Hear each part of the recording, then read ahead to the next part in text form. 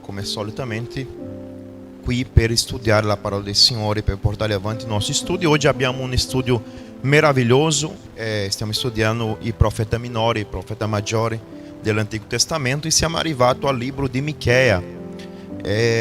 Prima di iniziare il nostro studio, voglio invitare tutta la Chiesa, tu che sei a casa, per questo momento, entrare in un momento di preghiera al Signore. Preghiamo al Signore. Signore Dio nostro Padre, siamo qui nella tua dolce presenza a chiederti, Signore, tuo aiuto, Signore, perché tu sei un Dio di misericordia, un Dio di amore, un Dio che opera, un Dio che fa, un Dio che age, Signore, dove noi non possiamo operare, Signore, un Dio che fa, Signore, delle cose che noi non possiamo fare, Signore. Noi vogliamo ringraziare a te, Gesù, per la tua dolce presenza in mezzo a noi, per la tua dolce misericordia, Signore, che ci aiuta a camminare nella tua presenza. È tramite la tua parola, Signore, che cresciamo ogni giorno, cresciamo, Signore Dio, nella tua volontà, Signore. Così vogliamo chiederti, Signore, aiutaci nel nome di Gesù. Amen. Carissimi, già invito che tu possa aprire la tua Bibbia nel libro di Michea, capitolo numero 1. Daremo inizio al nostro studio biblico, che parlerà della storia di questi profeti e della sua narrativa. Già dal capitolo 1, versetto 1, troveremo il primo versetto che dirà così: parola del Signore rivolta a Michea, il morastita, al tempo di Jotam, di Acaz e di Ezechia, re di Giuda. Visione che egli ebbe riguardo a Samaria e a Gerusalemme. Ascoltate, o popoli tutti, presta attenzione, o terra, con tutto quello che è in te. Il Signore Dio sia testimone contro di voi, il Signore dal suo tempio santo. Infatti, ecco il Signore esce dal suo luogo, scende, cammina sulle alture della terra. I monti si sciolgono sotto di lui e le valli si liquefano come cera davanti al fuoco, come acqua che cola sopra un pendio. Carissimi, primo già per inizialmente per prendere inizio al nostro studio biblico, è necessario capire il contesto storico. Michea significa il Signore è Dio, il suo nome è questo, Michea. La riferenza è per testificare il nome di Dio. Lui è della terra morastita, è della zona di Gati. E nel tempo del profeta Michea, lui profetizzava, era contemporaneo del profeta Isaia. Lui era contemporaneo in quel periodo del re Jotam, re Acaz e re Ezechias. E tutti questi riferimenti sono importanti per capire il contesto del quale il profeta Michea stava profetizzando. Perché, pastore? Perché è necessario capire la situazione della nazione, del popolo di Giuda. In questo caso lui stava profetizzando verso Giuda. Le sue profezie sono rivolte verso Giuda tramite una unica volta, che fa riferimento al regno del nord, il regno di Israele, che è nel capitolo 1, dal versetto di numero 5 in avanti, parlerà del popolo di Israele. Sappiamo che Israele è divisa in due emisferi, diciamo così, due parti. Una parte è la parte del regno del sud e l'altra parte del regno del nord. La parte del regno del sud è lì che c'è il tempio di Gerusalemme, invece la parte del territorio del nord è lì c'è Samaria come capitale di quella città. E noi possiamo capire che noi abbiamo due sistemi governamentali diversi. E lì il profeta è chiamato per profetizzare sulla nazione, sul popolo di Israele nel contesto generale, ma la sua profezia più che altro è direzionata al popolo di Giuda, al re di Giuda. In questo caso noi troviamo qui il riferimento del primo re Jotam. Questo re è un re che è stato un buonissimo re, un re che ha seguito la legge del Signore, ma il suo regnato ha durato 16 anni. Mentre Acaz è stato un re che è stato figlio di Jotam, ma lui non ha seguito la legge del Signore, infatti è stato uno dei peggiori re di Israele, è stato un peggiore re di Giuda. Il suo comportamento governamentale era qualcosa che riportava il popolo di Israele a avere una caduta spirituale, una discesa spirituale. Invece di avvicinare il popolo a Dio, Acaz ha fatto alleanza con il re della Siria. Per cosa? Per essere lì sottomesso all'autorità della Siria, insieme ai re in quel tempo di Israele, che hanno fatto una specie di complotto per essere insieme contro il vero re che aveva nella Siria in quel periodo. Acaz, per chi non lo sa la sua storia, si troverà nel libro di Cronaca, ritratterà e parlerà anche della sua alleanza con le altre divinità. Lui è cercato di vivere una vita liturgica davanti all'altra divinità dei popoli stranieri. Lui si è corrotto e ha fatto anche il popolo corrompersi. Lui ha fatto delle cose che era orrenda davanti al Signore e ha fatto anche che il popolo fosse corrotto. È per questo che è importantissimo capire chi sto seguendo, è importantissimo capire qual è la dottrina che sto osservando, perché se io ascolto qualcuno che cerca di impiantare nel mio cuore qualcosa che non è riguardo alla volontà del Signore, io finirò per seguire quelli precetti, per seguire quelle dottrine. Ma il Signore, tramite la sua misericordia, può essere su di noi attraverso giustamente la osservanza della sua parola. Quando noi osserviamo la parola del Signore, noi possiamo avere la capacità di discernere. Perciò noi abbiamo degli studi biblici per riportare a avere una consapevolezza di quello che è la volontà del Signore. Cosa il Signore piace che noi facciamo come culto, cosa il Signore vuole che come noi dobbiamo comportarsi, come il Signore desidera che io possa avere una vita davanti a Lui, come è il mio comportamento all'esterno della Chiesa, come è il mio comportamento davanti alla società. Questa è la narrativa a quale noi lavoriamo sopra per capire tramite la parola del Signore cosa gradisce a Dio.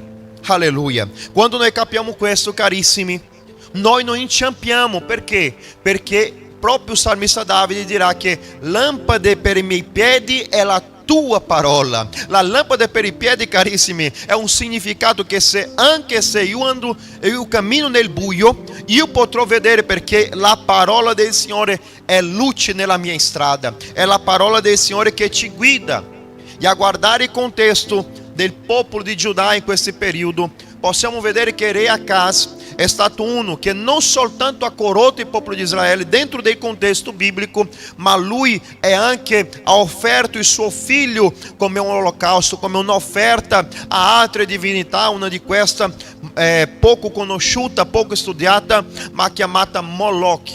Questi termini è qualcosa che porta le persone a avere un sacrificio umano dentro dei parametri biblici, e questo è altre divinità che avevano nei popoli di Amorei, nei popoli Zebusei e anche i popoli che erano lì Ammonita, che erano circonvicini dei popoli di Israele. Perciò, carissimi, è importante capire perché il Signore diceva: quando entrate nella terra dovete aniquilare i vostri nemici. Ma il popolo di Israele, quando è entrato nella terra, carissimi, loro non hanno fatto questo, anzi hanno dato ascolto a quello che dicevano, sono entrati in mezzo a loro, hanno partecipato e oltretutto hanno corrotto l'alleanza con il Signore. Il problema è proprio questo: pensare che il Signore gradisce che io venga verso una situazione e dico: ma è importante che io mi sto sentendo bene, è importante che io vivo abbastanza bene, è importante che le cose stanno funzionando, io mi sento bene, perciò anche il Signore gradisce il mio comportamento.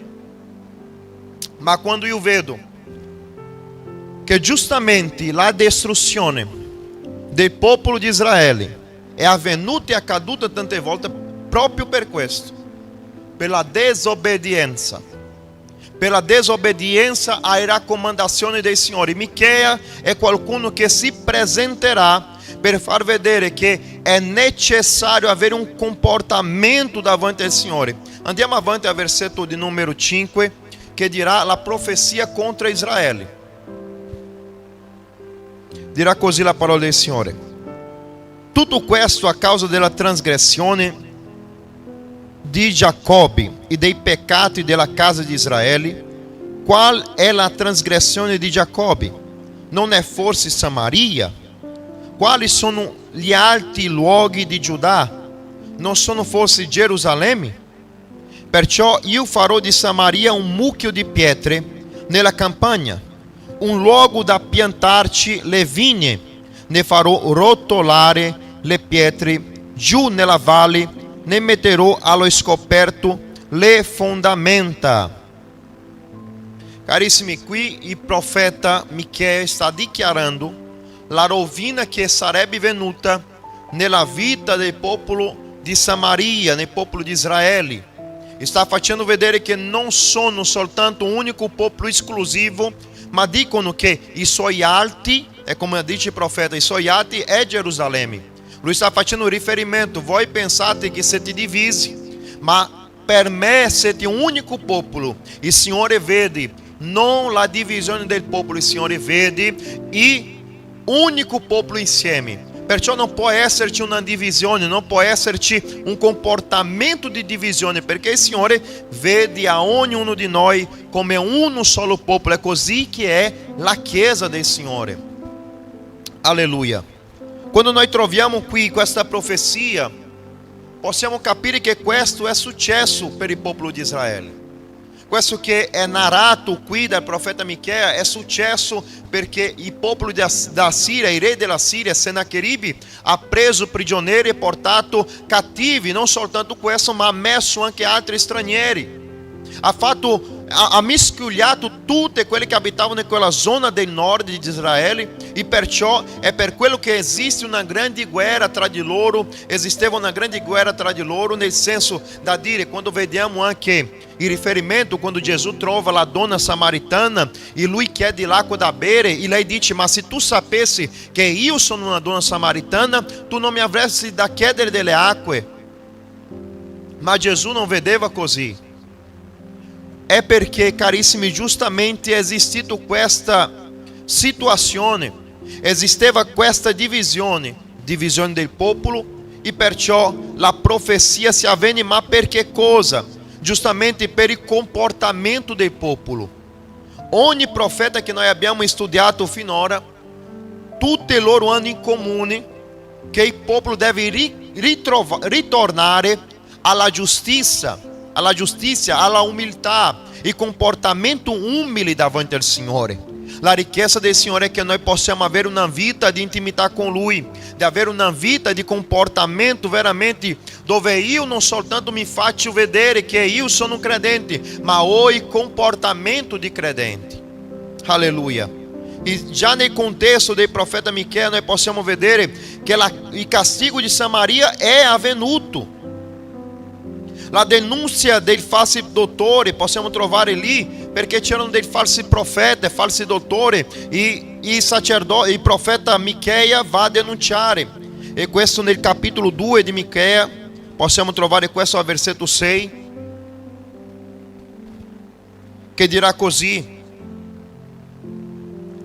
Michea capitolo 2 versetto 6 dirà così la parola del Signore: non profetizzate vano, essi ripetendo, anche se non si profetizzano tale cose, non si eviterà l'infamia. O tu che porti il nome di casa di Giacobbe, è forse il Signore pronto all'ira? È questo il suo modo di agire? Le mie parole non sono forse favorevoli a chi cammina rettamente? Ma da tempo il mio popolo è trattato da nemico.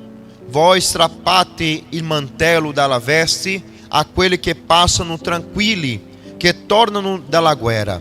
Voi scacciate le donne del mio popolo dalle case che sono a loro care. Voi togliete per sempre la mia gloria ai loro figli. Carissimi, la profezia, quando è utilizzata in modo sbagliato, l'insegnamento, quando è utilizzato in modo sbagliato, non soltanto può far corrompere il popolo, ma può portare a una perdizione. Qual é essa perdição? A perdição dell'anima. Il profeta predicava quello che era la volontà del Signore per il popolo, mentre altri dottori della legge cercavano di insegnare quello che era comodo per loro, quello che stava bello a loro vedere, perché c'era una cultura: se le cose vanno bene, la prosperità esiste, vuol dire che il popolo, la mano del Signore è sopra il popolo. Ma non è così che funziona la vita spirituale. Non vuol dire perché stiamo passando per una situazione difficile che Dio non è presente, non vuol dire che ha una tormenta, una difficoltà che Dio non è presente, ma vuol dire che noi stiamo affrontando una situazione, ma sappiamo che il Signore è con noi, il Signore è la nostra forza, alleluia. E questo è il comportamento dei credenti, carissimi. Come il profeta Micheia cerca di riportare al popolo a vivere una vita di intimità con il Signore, di strappare i comportamenti sbagliati anche delle autorità governamentali, perché se un popolo perisce, sta cadendo nel precipizio, vuol dire che c'è qualcuno al di sopra che sta conducendo questo popolo. E la condotta è molto importante. La condotta è molto importante, ma esiste non soltanto il periodo della tormenta, della tribolazione, ma há una promessa. Il profeta Micheia non è soltanto qualcuno che giudica, qualcuno che sta lì per condannare, portare una parola di riprensione, ma è anche un profeta messianico. È uno dei profeti che noi possiamo chiamare messianico, perché? Perché lui annuncia la venuta del Messia, lui annuncia che Gesù sarebbe venuto, sarebbe nato. E questa è una promessa di liberazione, una promessa di pace. Leggiamo capitolo 2 di Micheia, versetto 12, che dirà così: io ti radunerò, Giacobbe, ti radunerò tutto quanto. Certo, io raccoglierò il resto di Israele, io li farò venire assieme come pecore in un ovile, come un gregge in mezzo al pascolo.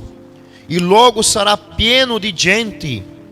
Chi farà la breccia salire davanti a loro? Essi faranno la breccia, passeranno per la porta e per essa usciranno. Il loro re marcerà davanti a loro e il Signore sarà la loro testa. Alleluia. La profezia dei profeta ci riporta a capire che c'è un governo che è corrotto, un governo che conduce il popolo a vivere una vita di apparenza.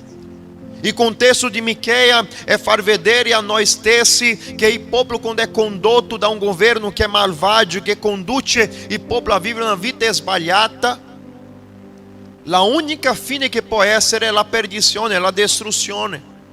Ma anche il profeta riporta una parola della parte del Signore, perché il Signore non parla al nostro cuore soltanto per picchiare, per farci piangere, per fare soffrire. Il Signore c'ha una parola di benedizione per la tua vita. Tu che sei a casa, tu che sei qua presente questa sera, tu che sei in questo momento collegato in questo messaggio che arriva fino a te, sabe che il Signore ha una parola di benedizione per la tua vita. E il profeta sta dicendo qualcosa di meraviglioso: passeranno pela porta e per essa usciranno.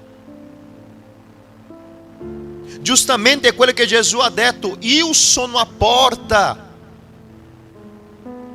Gesù si rappresenta come la porta e coloro che passeranno per questa porta saranno salvati. E la parola del Signore ci riporta a vivere questa essenza, a vivere questo sentimento che anche se il governo è corrotto, anche se la società vive una vita depraviata, extraviata, vivendo una vita di immoralità, una vita di comportamento aggressivi, ma il Signore c'è in promessa per la sua Chiesa, per il suo popolo, per la sua Chiesa, perché il Signore è un Dio buono che trasforma e non porta soltanto una parola di maledizione perché il popolo si comporta in cattivo comportamento, ma Dio ci riporta a avere una speranza di liberazione. Il Signore ci riporta a vedere che c'è speranza. Nel libro di Micheia noi troveremo il giudizio del Signore verso il governo. il governo, ma c'è anche una promessa di liberazione. Il governo che era corrotto, il governo che faceva le cose al di fuori della volontà del Signore. Come abbiamo parlato, il re Acaz, lui si era corrotto davanti a altre divinità.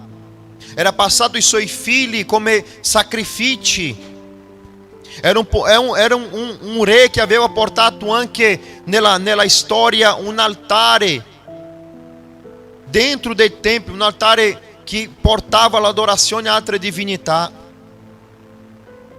E questo per il Signore è stato troppo, è tanto che il governo di re Acaz è durato soltanto 16 anni e lui è stato morto per morte naturale. Ma non vuol dire che perché è morto in morte naturale la mano di Dio non è pesata su di lui. Lui è morto per morte naturale, ma è stato riportato lontano dagli altri re. Non è stato seppellito in altri re, ossia non c'è stato l'onore nella sua caduta. Possiamo vedere il giudizio del Signore per i governanti nel capitolo 3 di Michea, versetto 1 fino al 5.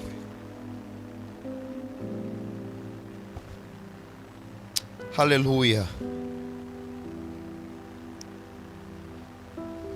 Michea capitolo 3 versetto 1 fino a 5 dirà così la parola del Signore.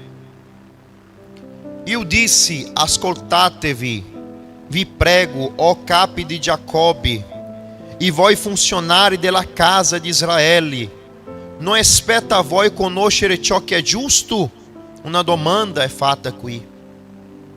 Ma voi odiate il bene e amate il male, scorticate il mio popolo e strappate la carne dalle ossa. Essi divorano la carne del mio popolo, le strappano la pelle di osso, li spezzano le ossa, lo fanno a pezzi come ciò che si mette nella casseruola, come carne da mettere nella pentola.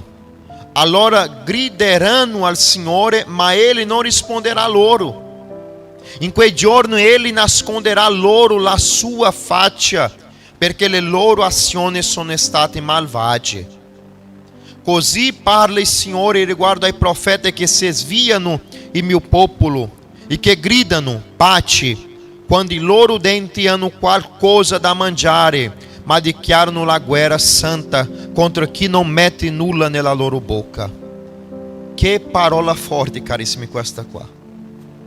Possiamo trovare qualcosa di somigliante alla nostra attualità?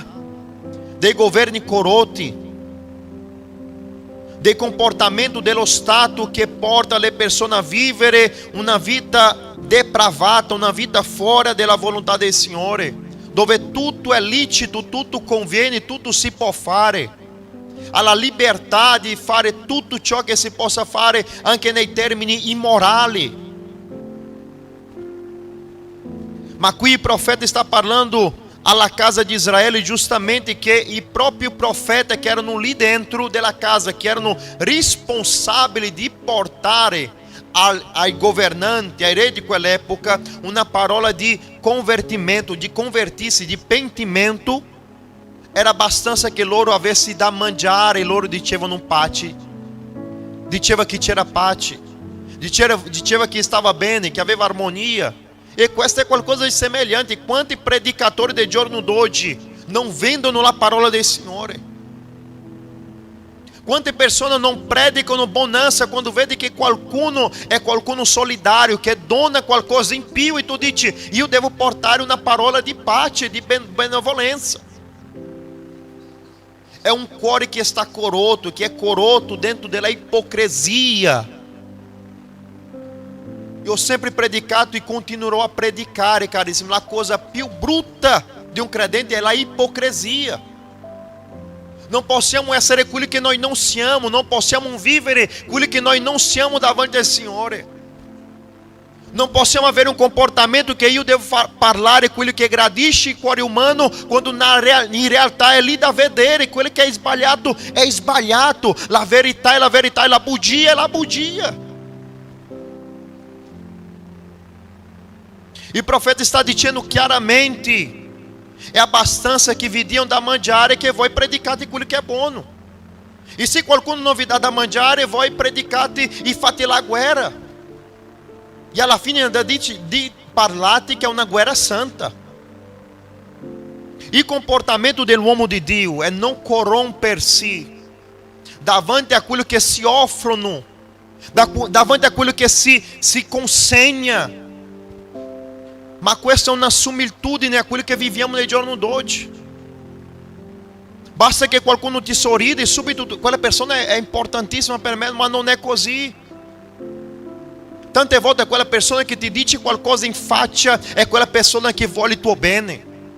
Più delle volte la persona che arriva da te e dice hai sbagliato quello che sta facendo, è quella persona che desidera il tuo bene, è quella persona che ti ama. Ma noi vogliamo la benevolenza. Sto applicando questa parola, cari, perché è perfettamente nei giorni attuali. La parola del Signore è talmente profonda che è più attuale dei giornali che uscirà ancora domani, della notizia che uscirà domani, perché parla giustamente quello che l'attualità vive. Una corruzione, un inganno,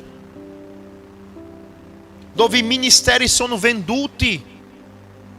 Non esiste più la sincerità, perché io devo trasmettere una santità dove io non sono santissimo così, dove sto togliendo la gloria che appartiene al Signore, perché io non sono capace di abbassarmi a livello di qualcuno che è per terra per parlare con questa persona, perché non sono capace di ascoltare qualcuno che è nella strada, in un marciapiede, che è magari ubriaco, che non sa cosa fare della vita, ma noi ci sentiamo troppo, che non possiamo più parlare con le persone all'esterno del nostro gruppo, che non parliamo più dell'amore di Cristo Gesù, di quello che Lui ha fatto nella nostra vita, perché noi abbiamo già la nostro gregge. È quello che il profeta Michea sta portando alla nazione di Giuda. La parola è stata anche consegnata a re Acaz, che lui doveva fidarsi nel Signore, ma Acaz non ha voluto fidarsi nel Signore, si è corrotto. Ha accettato la proposta per fare questo complotto contro il re di Assiria insieme al re di Israele in quell'epoca, perché non si è fidato nel Signore. Invece il terzo re che è nominato qui nel capitolo 1 versetto 1 è re Ezechias. Questo uomo era un uomo integro che si fidava nel Signore. Dice la parola del Signore, lui si fidava tanto che il Signore ha mandato un angelo. Quando il re Sennacherib era fuori con i suoi soldati della Siria, il Signore ha mandato un angelo. In una unica notte il Signore ha sterminato 180 soldati dell'esercito del nemico. 180.000. Ma a volte non vogliamo fidarsi nel Signore. Il Signore sta dicendo la parola al nostro cuore, ma noi vogliamo convertirla come noi vogliamo. Noi vogliamo che la parola venga verso il nostro cuore d'accordo con quello che noi desideriamo. E per non essere una parola come noi desideriamo, noi a volte rimaniamo tristi. Ma la parola che confronta è che porta a cambiamento. La parola a volte che ferisce il nostro cuore è quella che porterà alla guarigione. Io non ho mai visto, Diacono Charles, un medicamento che non faccia bruciare nella ferita, che non sia buono.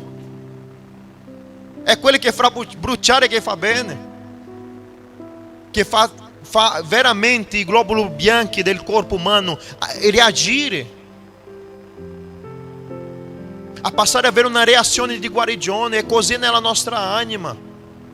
Quante volte abbiamo delle ferite nella nostra anima, nel nostro essere, di quello che noi portiamo dal passato, di quello che noi abbiamo vissuto, e per questi sentimenti noi lasciamo la nostra vita essere angosciata. Che profondo questi giorni, in Salmo 31 stiamo facendo una sequenza che dice che il Signore custodisce perché il salmista non sinta l'angoscia. Que versetto potente! Perché il salmista sa che l'angoscia non è soltanto un sentimento che viene e che va, L'angoscia nel cuore umano può portare anche delle malattie nella carne. Pode portare malattia nelle ossa. Il fatto di tu non aprire il tuo cuore e raccontare quello che ti fa male, anche quello è qualcosa che la Bibbia dirà che questo, per il fatto di io non aprire la mia bocca, anche i miei ossi si sono ammalati, le ossa si ammalano perché io non apro la mia bocca. Nel fatto della psicologia, quando lavoro con una persona che ti fanno parlare, è per togliere quello che c'è dentro. Perché più delle volte quello che fa male è quello che noi tratteniamo nel nostro cuore. É aquilo que nós abbiamo dentro de nós.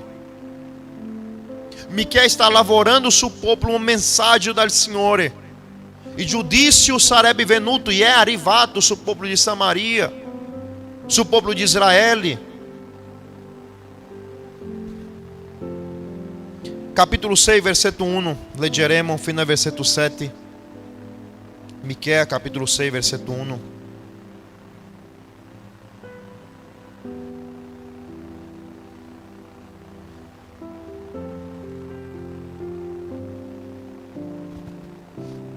Fermarmi un po' prima, così abbiamo tempo anche.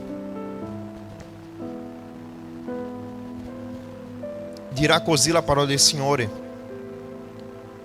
ascoltate quindi ciò che dice il Signore, alzati, contendi con le montagne, i colli odano la tua voce. Ascoltate, o monti, la causa del Signore, anche voi saldi fondamenta della terra, poiché il Signore contende con il suo popolo, e voi discutere con Israele. E voi discutere con Israele. Popolo mio, che ti ho fatto? In che cosa ti ho stancato? Testimonia pure contro di me. Sono io infatti che ti ho condotto fuori dal paese dell'Egitto, ti ho liberato dalla casa di schiavitù, ho mandato davanti a te Mosè, Arone e Maria. Ricorda dunque, popolo mio, che quel che tramava Balaque, re di Moabe, che cosa lhe rispose Balaam, figlio di Beor, da Sittim a Gilgal, affinché tu riconosca la giustizia del Signore. Com que coisa verou em presença del Signore e me inquinerou davanti al Dio excelso. Verou em sua presença com holocausti, com vitelli di un anno. Adesso la risposta che è quello che il Signore desidera. Versetto 7. Gradirà il Signore le migliaia di montoni, le miriadi di fiumi di olio? Dovrò offrire il mio primogenito per la mia trasgressione, frutto delle mie viscere, del mio peccato? O uomo, Ele ti ha fatto conoscere ciò che è bene, che altro richiede da te il Signore, se non che tu pratichi la giustizia, che tu ami la misericordia e cammini umilmente con il tuo Dio. Questo è il desiderio del Signore. Non è il sacrificio umano, dell'esforzo senza fine, della lotta di far vedere qualcosa che tante volte noi non siamo. Il desiderio del Signore è che noi camminiamo con giustizia davanti a Lui, che noi possiamo amare la misericordia e camminare umilmente con il nostro Dio. Perché una persona che è giusta, carissimi, Lui non si corrompe. Lui non accetta l'argomento che riporta alla trasgressione. La giustizia va contro quello che è la verità. Perché tante volte esistono delle bugie che sono coperte di una falsa verità. Che a volte le persone dicono a te: guarda, il Signore, Lui vede ogni cosa, però questo qua ti farà bene, vedrai. Basta soltanto un bicchiere, dai. Non ti farà male. Basta soltanto una sigaretta, dai, solo per sfogarti un po'. Il Signore vuole che tu stia bene. Ma chi cammina nella giustizia, Lui non si corrompe, anche se sa che nessuno li sta vedendo. Allora la persona che non cammina nella giustizia dice: nessuno mi vede, il fratello non mi sta vedendo, perciò io posso comportarmi così. Ma Il vero credente non è quello che noi siamo nella chiesa, ma è quello che noi siamo fuori di queste congregazioni. Non è la moltitudine di parole, non è il farsi vedere come io mi vesto, non è questo. Perché a volte posso avere la cravatta così lunga, ma la língua ancora di più. Perché sono persone così, carissimi, fanno vedere una cosa, un vestito qua, però la língua per parlare male del fratello è lunga fino mai. Perché non sono persone giuste. La giustizia del Signore, carissimo, non è la mia giustizia, la mia autogiustizia, perché a volte abbiamo un concetto di giustizia che noi diciamo, questo è sbagliato nella Chiesa. E la Bibbia dirà così, chi ti ha costituito giudice del tuo fratello? La Bibbia dirà così, chi ti ha costituito giudice del tuo fratello? Il Signore desidera che noi possiamo comportarsi com giustizia e caminhar nella umiltà com o nostro Dio, e caminhar um comportamento de humildade davanti ao Senhor, um comportamento de misericórdia, é aquilo que agradece o Senhor. E o profeta está falando porque Deus lhe está usando para falar. Um comportamento de misericórdia. E questo Paulo lavora benissimo com essa parte de misericórdia. Se andiamo a vedere Gálatas capítulo 6, é aquilo que lui parla di più, com quelli que sono deboli nella fede. Vive com mansuetudine, abbi paciência com loro, perché tu sei in piedi, fai attenzione per non cadere. Noi non possiamo sentirsi meglio del nostro fratello perché noi siamo qui adesso e magari qualcuno è fuori. Ah, pastor, ma io sono salvato in Cristo. Sì, amen, glória a Dio per questo. Ma quanto più io so che io sono salvato, più sono rattristato per il mio fratello, la mia sorella che magari non sono qui dentro.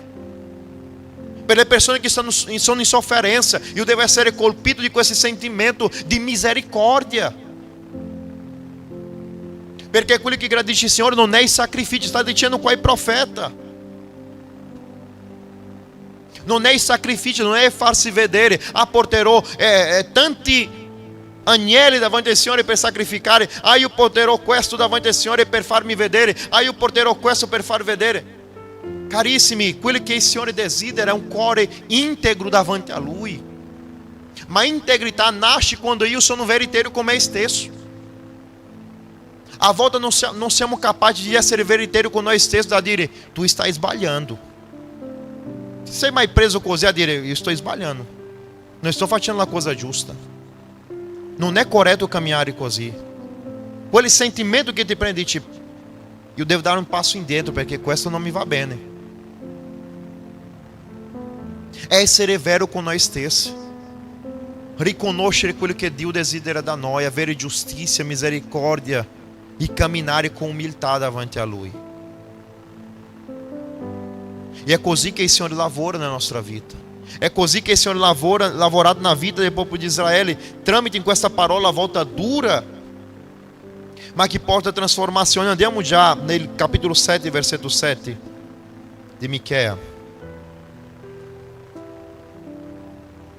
Stiamo per concludere. Adesso c'è un messaggio di speranza, perché il Signore non ci dà l'approvazione più grande di quello che possiamo sopportare. Il Signore non ti colpisce se Lui non vuole insegnarti. Certamente ci sono delle tribulazioni che noi stessi scegliamo per la nostra vita, che sono conseguenze di quello che abbiamo scelto per noi. Dobbiamo essere consapevoli di dire, sono stato io a scegliere questo per la mia vita. Ma ci sono situazioni che il Signore ci permette per farti imparare qualcosa. Ma noi diciamo, Signore, ma è tanti anni che sono in questa tribolazione, cosa tu vai insegnarmi? A volte vuoi insegnarti a essere pazienti, a volte ci voglio insegnare a avere compassione di qualcuno che magari perde il controllo facilmente. Ma tu devi essere quella persona nella tua casa, nel tuo lavoro, che tu devi mantenere o equilibrio, senão le cose escono fuori dalla guida. Eu digo questo per esperienza mia.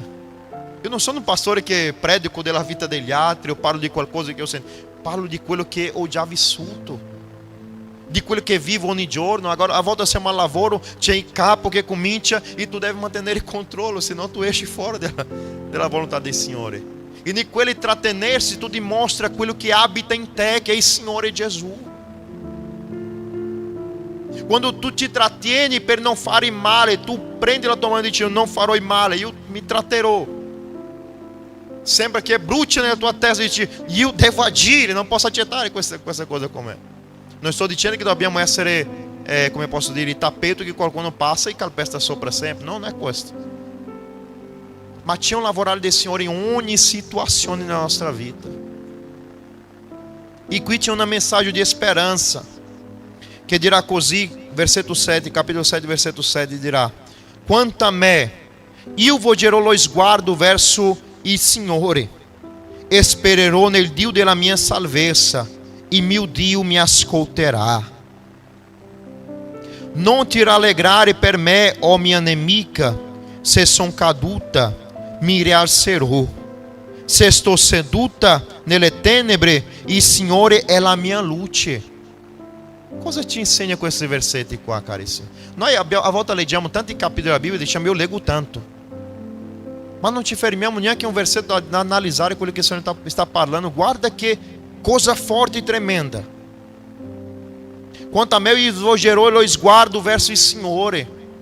La domanda sempre che io dico alla mia moglie, a volte siamo in tribolazione, diciamo: amore, guarda la storia di Noè. Dio ha fatto l'arca, ha detto di fare l'arca enorme, però le finestre non erano in parte dell'arca, era sopra. Perché sarà? Perché se lui guardava all'esterno, lui inciampava. Se lui vedeva la gente che moriva fuori, lui inciampava. Avrebbe aperto la porta. Perché Dio ha chiuso l'arca della parte esterna? Perché sapeva che se lui avesse la possibilità di aprire, lui apriva. E qualcuno poteva dire: ma Noè è stato buono, ha aperto la porta. No, magari entravano e distruggeva quello che lui aveva costruito. A volte noi apriamo la porta della nostra vita spirituale e lasciamo che entri cose che il Signore ha detto: io ho chiuso già dalla parte esterna e tu vuoi aprire per questa situazione entrare nella tua vita. È troppo forte queste cose, carissimi. Ma il profeta sta dicendo: ma io svolgerò lo sguardo verso il Signore. Perché quando da esterno il mondo può cadere a pezzi, ma tu devi avere la tua certezza: io guardo verso il Signore. Come ha detto il salmista: io guardo verso i monti, di dove arriverà il soccorso. Il salmista, in quel salmo lì, lui era circondato dai suoi nemici che arrivavano sopra i monti. Lui diceva: io guardo verso i monti, e di dove mi verrà il soccorso? E lui dice: dal Signore che ha creato il cielo e la terra. Ogni tribolazione che noi affrontiamo e passiamo nella nostra vita, dobbiamo imparare a guardare oltre la persona che ti perseguita, oltre la situazione che ti affronta, oltre quello che ti circonda, per guardare quello che il Signore ha per la tua vita. Se io guardasse e osservassi la mia capacità umana di costruire una chiesa, io avrei fermato subito. Ma io guardavo verso il proposito che Dio diceva: io restaurerò le famiglie, io aiuterò le persone a alzarsi della terra, io farò con che le persone conoscano la verità della mia parola, perché è il Signore che fa. Se non ero io, il Signore alzava un altro. Il Signore non ha bisogno di me, carissimi. Ma quando noi osserviamo il proposito di Dio per la nostra vita, puoi avere da parte spini, puoi avere pietra, puoi avere difficoltà, e tu devi oltrepassare i filmi, devi oltrepassare le situazioni difficili, ma tu quando guardi là tu dici: io voglio arrivare lì, perché so che c'è qualcosa di più grande. Io dicevo sempre nelle predicazioni: io so, carissimi, che sarà così, io so che le persone arriveranno. Io ero da solo a predicare, ma il Signore fa, il Signore realizza quando noi crediamo nel suo proposito per noi. Prendi questa parola per te, risvolgi il tuo sguardo verso il Signore. Se tu sei seduto o caduto, il Signore ti rialzerà, perché c'è una promessa del Signore per la nostra vita. Lui non ci ha lasciato da soli, ma ci ha inviato il suo Santo Spirito per essere il nostro consolatore. Mettiamo in piedi, vogliamo pregare il Signore e ringraziare per questa parola, anche se non è uscito come io volevo, sono lasciato guidare dallo Spirito Santo. Però so che il Signore ha parlato al nostro cuore, carissimi. Preghiamo nel nome di Gesù. Signore Dio nostro Padre, vogliamo ringraziare a te, Gesù, perché davanti le tribolazioni, davanti i problemi, Signore, noi possiamo vedere la tua mano. Davanti, Signore, le critiche, Signore, davanti, Signore, i dolori, Signore, della notte che a volte ti colpisce, Signore, ti rattrista. Davanti la mia situazione, Signore, la situazione del mio fratello che io non conosco, ma tu conosci il cuore dell'uomo, Gesù. Magari mio fratello, la mia sorella è entrata qui, Signore, con cuore angustiato, con cuore rattristato, Signore, con pensiero dicendo: io non ce la faccio più. Io vado in chiesa, ma per me è troppo. Io non ho pianificato questo per la mia vita, Signore. Magari mio fratello, la mia sorella è entrata qui, Signore, o entrerà qui, Signore, più tardi, Signore, nel nostro culto, e dirà nel cuore suo: io non ce la faccio più. Signore, voglio chiederti, Signore, che tu possa mettere i tuoi angeli qui in questa casa oggi. Padre, che i tuoi angeli, Signore, a tua parola dice che loro sono ministri che lavorano, Signore, a secondo di quello che noi diciamo, Padre. Signore, voglio chiederti, Signore, che i tuoi angeli siano qui, Padre, a fare una chirurgia nel cuore delle persone che entreranno qui, Padre. Che loro possano mettere la mano, Signore, e strappare l'angoscia. Che possano ristrappare, Signore, la tristezza del cuore del mio fratello e della mia sorella. Signore, che possa togliere, Signore, i dolori, Signore, il carico pesante sulla loro spalla. Che la tua presenza, Gesù, che la tua presenza, Signore Gesù, possa riempire il cuore della mia sorella, del mio fratello, e che lui possa avere la gioia di adorare a te nella tua presenza, Signore. Così come ha detto il salmista: perché ti abbatti, anima mia, dentro di me, perché io celebrerò ancora Lui. Quante volte, Signore, siamo con la nostra anima abbattuta dentro di noi, ma noi vogliamo dichiarare oggi, Signore, che la nostra anima celebrerà te oggi, nel nome di Gesù. Amém e amém, carissimi. Prendiamo un attimo, alleluia. Prendiamo un attimo di pausa, poi passeremo al nostro culto nel nome di Gesù.